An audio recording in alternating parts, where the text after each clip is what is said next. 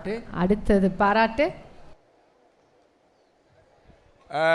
அவருக்கு வந்து எந்த கரிஷ்மாவும் கிடையாது. நம்ம வந்து இது வரைக்கும் பார்த்ததில் அட்ராக்டிவான லீடர் அப்படின்னு அவர் போய் பார்க்கணும்னு ஆசைப்படுறோம். அந்த மாதிரி இல்லை.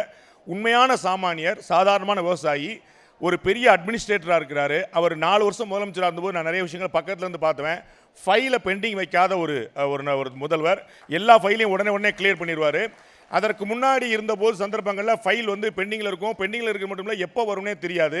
ஆனால் இவர் வந்து நான் சந்திக்க சந்தர்ப்பங்கள்லாம் கூட 2 நிமிஷம் வெயிட் பண்ணி சாமி நான் முடிச்சோன்னு சொல்லிட்டு ஆஃபீஸர்ஸை கூட்டு முடிச்சு அனுப்பிட்டு தான் நம்ம வந்து பார்ப்பார். அந்த மாதிரி வந்து ரொம்ப கடகடன்னு வேலை பார்க்கக்கூடியவர். அதற்கு தான் அவருக்கு பாராட்ட தகும்.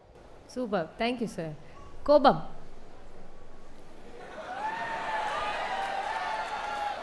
கோபம்ங்கிற வார்த்தைக்கு அந்த போட்டோ போட்டு பின்னாடி ஜெர்க் அடிச்சது பார்த்தீங்களா? அதுதான். அந்த மாதிரி போட்டோலாம் போடும்போதே கொஞ்சம் ஒரு கவனம் இருக்கணும். அந்த மாதிரி ஒரு இடம் அது.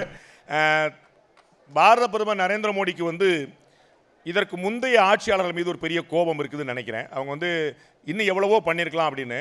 ஒரு சாலை வசதிங்கிறது ஒரு அடிப்படை தேவை. ஆனால் நாடு முழுக்க சாலையால் இணைக்க முடியுங்கிற ஐடியாவே வாஜ்பாய் அவர்கள் வந்த பிறகு தான் தங்க நாற்கர் சாலைன்னு பிஜேபி கவர்மெண்ட்லாம் வந்துச்சு. இன்றைக்கி வந்து பிஜேபி கவர்மெண்ட் வந்த பிறகு, நரேந்திர மோடி அவர்கள் வந்த பிறகு கடல் வழியாக, தரை வழியாக, விமானம் வழியாக, உடான் பாரத் திட்டம் மூலமாக நார்த் ஈஸ்ட்டுக்கு, ஜம்மு காஷ்மீருக்கு, இது மாதிரி வந்து இதுவரை கண்டுகொள்ளப்படாத பகுதிகளெலாம் வந்து பெரிய வளர்ச்சிகளை கொண்டு வந்திருக்காங்க. நம்ம கண்கூடாக பார்த்துட்டு இருக்கிறோம். இன்றைக்கி இந்தியாவுக்குள்ள அரசியல் கட்சிகள் எவ்வளவு விமர்சனங்கள் பண்ணாலும் இந்தியாவுக்கு வெளியே உலகம் முழுக்க ஒரு ஆச்சரியமாக பாராட்டப்படக்கூடிய தலைவராக பாரத பிரதமர் நரேந்திர மோடி இருக்கிறார். அதற்கு முந்தைய ஆட்சியாளர் மீது அவர் வைத்திருக்கக்கூடிய கோபம் தான் காரணம் நினைக்கிறேன். காங்கிரஸ் முக்து பாரத் அப்படிங்கிறது ஒரு கோபத்தின் வெளிப்பாடு. காங்கிரஸ் இல்லாத இந்தியா அப்படிங்கிற ஒரு சித்தாந்தமாக இருந்துச்சு. கோபத்தையும் இந்த ஃபோட்டோவும் இப்படி உங்களால் மட்டும் தானே கனெக்ட் பண்ண முடியும். சூப்பர்ண்ணே. அடுத்ததாக நட்பு. திரு உதயநிதி அவர்களுடைய நட்பு வந்து ரொம்ப முக்கியமானது. திரு உதயநிதிகிட்ட நட்பு வச்சுருந்தா அது ரொம்ப லாபகரமானது. அதற்கு திரு கமல்ஹாசன் மட்டும்தான் சாட்சி.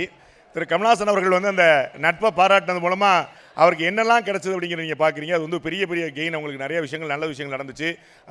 விக்ரம் படத்துடைய விஷயங்கள்லேருந்து, இன்றைக்கி ராஜ்யசபாலேருந்து, இன்றைக்கி வரப்போகிற சட்டமன்ற சீட்டுகள்லேருந்து திரு உதயநிதி அவர்கள் திரு கமல்ஹாசன் மீது வைத்திருக்கக்கூடிய தனிப்பட்ட ஒரு மரியாதை, அதை கமல்ஹாசன் அவர்கள் ரொம்ப சரியாக கவனித்து கொண்ட விதம், அந்த நட்புக்கான அடையாளமாக அவர் இருக்கிறார். சொல்லாத. Thank you sir. அறிவுரை. எங்கள் அண்ணன் சொல்கிறது எல்லாமே அறிவுரை தான். அவர் பேசுகிறது எல்லாமே அறிவுரை தான். அதை கேட்டால் திருந்த மாட்டோம், செஞ்சால் தான் திருந்துவோம். ரிசீவ் பண்ணுறது எல்லாருமே விஷயம், இம்ப்ளிமெண்ட் பண்ணுறது தான் ரொம்ப கஷ்டமான விஷயங்கள். அவரை மாதிரி படிக்கிறதுலாம் ரொம்ப. ராத்திரி 2 மணிக்கு ஃபோன் பண்ணுவார். என்னடா தம்பி பண்ணிகிட்டு இருக்கேன் பாரு. 2 மணிக்கு என்னென்ன பண்ணுவாங்க, தூங்கிட்டு தெரியும் அப்படின்னா, எப்படா உனக்கு தூக்கம் வருது அப்படின்னா, தூங்கலாம் வந்துடுதுனே அப்படி. அந்த புத்தகம் படித்தா, இந்த புத்தகம் பார்த்தான்னு ரொம்ப ஆச்சரியமான புத்தகங்களாக ரெஃபர் பண்ணுவார். பெரிய படிப்பாளி, பெரிய சிந்தனையாளர். தமிழ் வந்து சரஸ்வதியும் தமிழும் அவர்கிட்ட வந்து கட்டுப்பட்டு கிடக்குது. அப்படியே 2 மணி நேரம் பேசினா, ஒரு நபர் பேசினா கேட்டுகிட்டே இருக்க முடியும்னா, இன்றைக்கி தமிழ்நாட்டில் அது திரு சீமான் மட்டும் தான், வேறு யாருமே கிடையாது.